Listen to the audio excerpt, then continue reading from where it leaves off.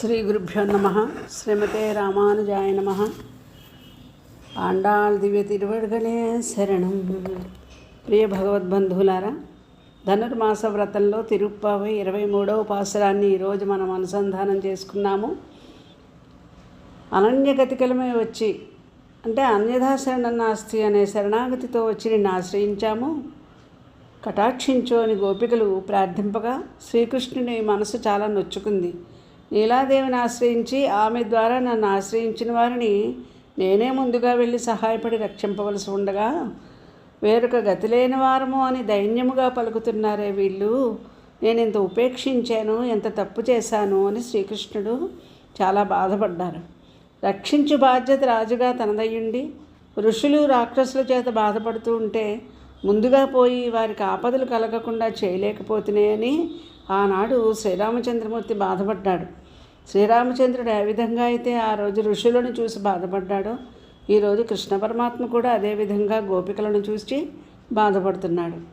ఋషులు దండకారణ్యమున శ్రీరాముని వద్దకు వచ్చి రాక్షసుల వలన బాధలను తొలగింపవలసిందిగా కోరారు. అప్పుడు శ్రీరామచంద్రుడు హ్రీరేషాహి మమాతుల యదీదృశై అహం విప్రై ఉపేస్తేయై ఉపస్థిత. అయ్యో, నాకు ఇది ఎంత సిగ్గును కలిగించుచున్నది. ఇటువంటి తపస్సాలురు నా వద్దకు వచ్చి తమ కష్టములను చెప్పుకొనున్నట్లు ఉపేక్షించితేనే నేను స్వయముగా వెళ్ళి విచారించి సేవించి కాపాడవలసిన బాధ్యత కలవాడనే నా రక్షణలో గల పరాకు వలన కదా వీరికిట్టి ఆపద కలిగను అని ఎంతో సిగ్గుపడ్డాడట. అలాగే పరమాత్మ ఈరోజు అయ్యో, నేను వారి ఇండ్లకు పోయి వారిని కలిసి ఆనందింపచేయవలసి ఉండగా ఈ గోపికలు నా ఎడబాటుచే బాధపడి రాత్రి అంతయు నిద్రలేక తోడివారందరూ మంచు అనక బురద అనక నడిచి వెళ్ళి మేల్కొల్పి నడిచి నా ఇంటికి వచ్చారే. ద్వారకపాలక భవనపాలకులను మేల్కొల్పారు, మా తండ్రి గారి అనుమతి నందారు, మా అమ్మగారిని సేవించారు, మా అన్నగారికి నమస్కరించి నీలాదేవి ద్వారా నన్ను ఆశ్రయించారు. ఇంత శ్రమ పడుతూ ఉన్నా కూడా నేను చూస్తూ ఊరుకున్నాను. వీరిని రక్షించే బాధ్యత నాది కదా. ఆనాడు ఋషులు పురుషులు నడిచి వస్తేనే అంత బాధపడ్డామే, ఈనాడు స్త్రీలు ఇంత బాధపడుతుండగా ఊరకుండటం న్యాయం కాదు అని కృష్ణ పరమాత్మ బాధపడి మీకు ఏమి కావాలో చెప్పండి అని అడిగారట. గోపికలు తమ మనోరథం రహస్యంగా విన్నవించడానికి అంగీకరించక సభామండపంలోకి రమ్మని ఆహ్వానిస్తున్నారు. ఈ సభామండపంలోకి కూడా ఎలా రావాలో కూడా ఈ పాసురంలో గోదామ్మవారు చెప్తున్నారు.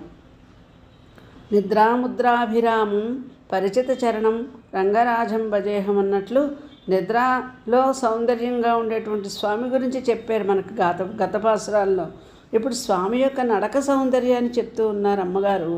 ఆ సౌందర్యం నిద్రించినప్పుడు చూశారు, కన్ను విప్పడం ఆరంభించినప్పుడు మొదలుకొని కన్నులు విప్పే వరకు కూడా చూసేంత సౌందర్యము అనుభవించారు.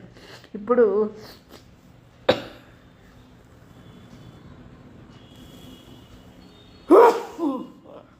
స్వామిని నడిచి వచ్చి సింహాసనం అధిష్ఠించి తమ కోరికను పరిశీలించమని విన్నవిస్తూ ఆయన ఎలా లేచి రావాలో ఈ పాసురంలో చెప్తున్నారు.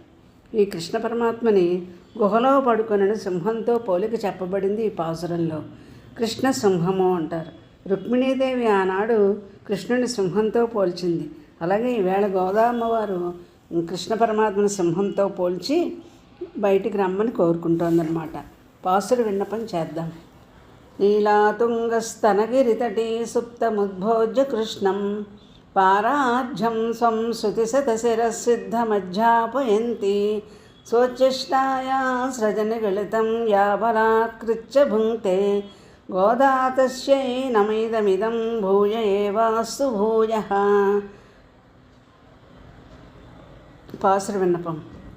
மாரிமலை மலஞ்சில் மன்னிக்கிடந்துறங்கும் சீரி சிங்கம் அறிவித்துத்தி விழித்து வேர்மயிர் பொங்க வெப்பாடும் பேருந்துதறி மூரிணிமிருந்து முழங்கி புறப்பட்டு போதர்மா போல நீ பூவை பூவண்ணா உன் கோயில் நின்னெங்கனே போந்தருளி கோப்புடைய சீரைய சிங்காசனத்திருந்து யாம் வந்து காரியம் ஆராயந்தருளேலோரும் பாவாய். గోపికలు ఇక్కడ ఒక అలంకారిక పద్ధతిలో నడిచే నడకలో ఒక పద్ధతిని కృష్ణుడికి చెప్తున్నారు.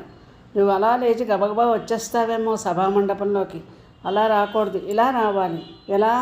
వర్షాకాలంలో పర్వత గుహలలో ఆడసింహము మగసింహము రెండూ కలిసి ఉంటాయట.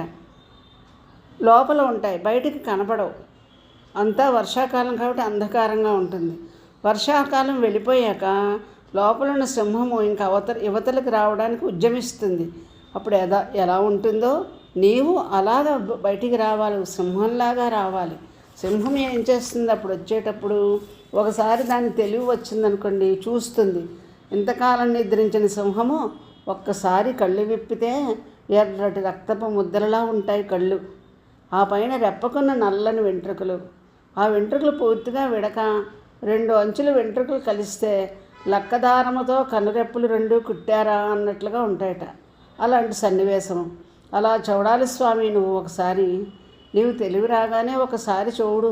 ఎలా చూడాలి? తీవ్రంగా చూడాలి. సింహం లేవగానే ఒకసారి ఒళ్ళంతా వెంట్రుకలు నెక్కిస్తుంది. వెంటనే నీ శరీరం కూడా గగుర్పడవాలి. వేర్మయిర్ పొంగ. తర్వాత అటు ఇటు దొర్లుతుంది. అంటే నీవు కూడా కదలాలి. తర్వాత ముందుకు సాగుతుంది. ఆ పైన దులుపుతుంది, ఒళ్ళు గర్జిస్తుంది. దులుపుతుంది, ఒళ్ళు గర్జిస్తుంది, వెలికి నడిచి వస్తుంది.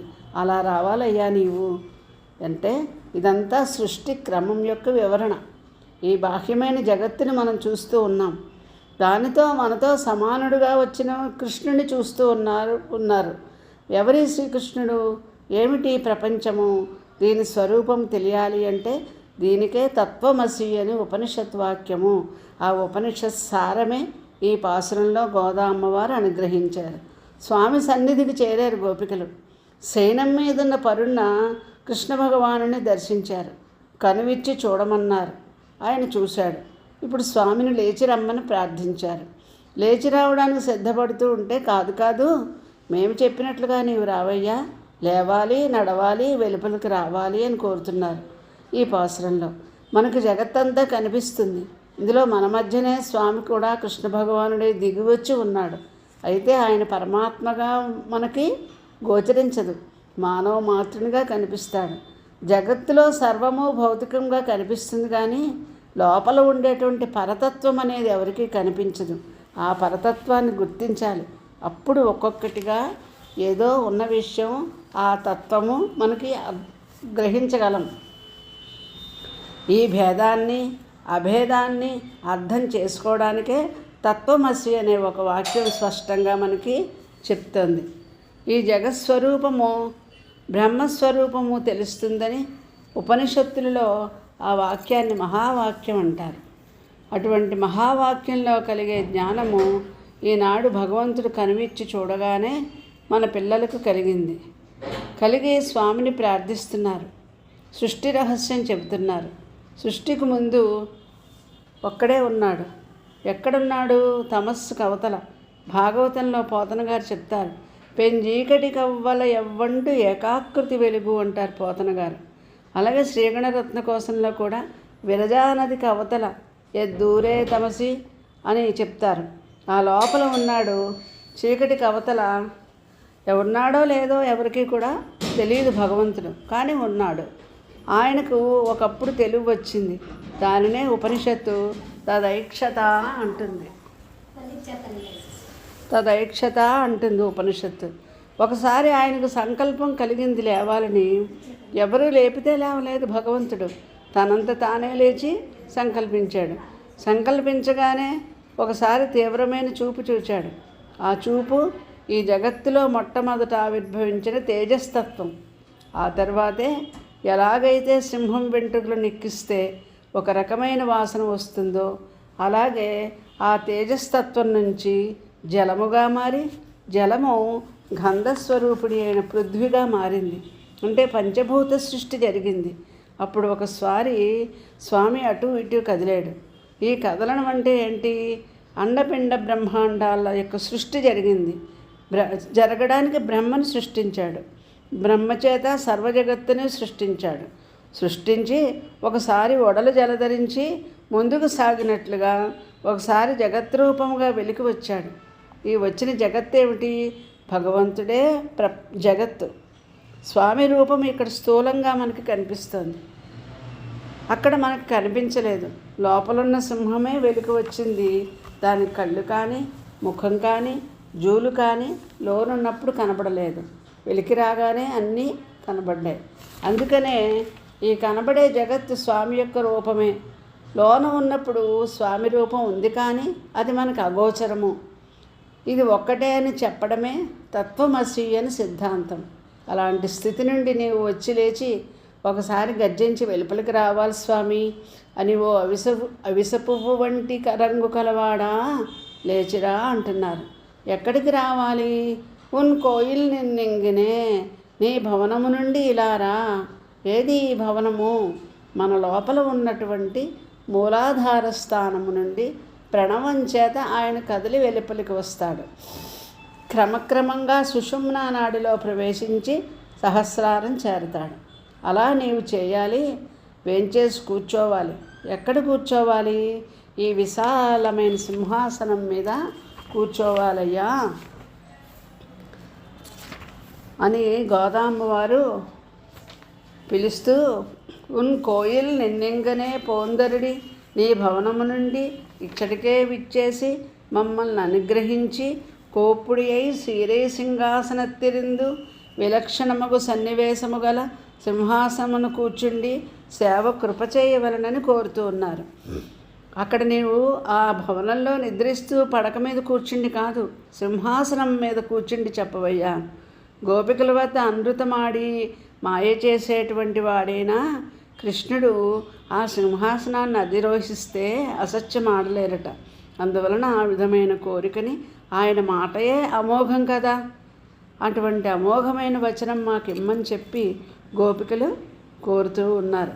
ఇలా కోరుతూ స్వామి ఒకసారి విశ్వంగా దర్శనమిస్తాడు, ఒకసారి తనలో తానై ఉంటాడు, విశ్వ అంతర్యామిగా ఉంటాడు. అందువలన నీవు వచ్చి మా ఎదురుగా ప్రత్యక్షంగా కూర్చో. ఒకసారి నీవు అట్లా కూర్చుని యాం బంధు కార్యం ఆరాయందరులు, అప్పుడు అడుగు మమ్మల్ని, మేము ఎందుకు వచ్చామో అప్పుడు చెప్తాం మేము అని ప్రార్థించారు. ఏమి పరిశీలన! వీరి యొక్క స్వరూపాన్ని వీరికి ఎరిగించడం కోసం, భగవంతుని స్వరూపాన్ని మనకి గోచరింపచేయడం కోసం, మనకు ఉండేటువంటి భాగవత భక్తుల విరోధులను తొలగించడం కోసం స్వామి యొక్క వచనం మనకు కావాలి, అటువంటి కృప కావాలి అని కోరుతూ, మేము సాధన ఉండి రాలేదు, మాకు సాధన లేదు, భక్తి మార్గం తెలియదు, జ్ఞాన మార్గం తెలియదు, కర్మ మార్గం తెలియదు, అందువలన నీ దగ్గరికి వచ్చాము, అంతేకాని అహంకారంతో రాలేదు అని నీవు కృప చేసిన నాడు మాకు సమస్త ప్రయోజనాలు చేకూరుతాయి. నీ సింహము నడిచి వచ్చినట్లు రావాలి అని ప్రకృతి యొక్క సౌందర్యాన్ని, భగవత్ సౌందర్యాన్ని కలిపి ఆండాళ్ తల్లి ఈ పాసురంలో అనుభవించారు. కిందటి పాసురంలో 4వ పాసురంలో మేఘంలో స్వామిని చూశారు. ఇప్పుడు స్వామిలో సింహము యొక్క రూపాన్ని, కదలికను చూచింది. కాబట్టి భగవంతునిలో ప్రకృతి సౌందర్యాన్ని అనుభవించడం ఇది మనం చేయాల్సిన కర్తవ్యం. ప్రకృతి అంటే భగవంతుని యొక్క మొదటి సృష్టి. దాన్ని మనము అనుభవించడమే కాదు, దాన్ని విడవకుండా రక్షించుకోవాలి. ప్రకృతి భగవంతుడితో సంబంధంతో, సాదృశ్యంతో ఉంటుంది. ఆ సౌందర్యం అనుభవించినప్పుడే అది నిత్యంగా సత్యంగా ప్రకాశించి భగవంతుడి దగ్గరికి జీవుణ్ణి చేరుస్తుంది. దానిని కృత్రిమంగా మనం అనుభవిస్తే అది క్షుద్రమే, దుఃఖప్రదం అవుతుంది. అందుచేత ఈ ప్రకృతి సౌందర్యాన్ని అనుభవించండి. ఒక పర్వతాన్ని చూడండి, సింహాన్ని చూడండి, నడకలో అందాన్ని చూడండి, కానీ అందులో కృష్ణ పరమాత్మ యొక్క రూపాన్ని మాత్రమే మనం దర్శించాలి అని గోదామ్మవారు ఈ పాసురం ద్వారా మనకి సందేశాన్ని అందిస్తూ, జగత్తుకి బ్రహ్మమునకు ఉండే ఏకత్వాన్ని, అభేదాన్ని అనుసంధానం చేస్తూ స్వామిని వెలికి రమ్మని ప్రార్థించారు ఈ పాసురంలో. స్వస్తి. సోచిష్టమాలికాబంధ కందబంధురజిష్ణవే విష్ణుచిత్తతనూజాయై గోదాయై నిత్యమంగళం.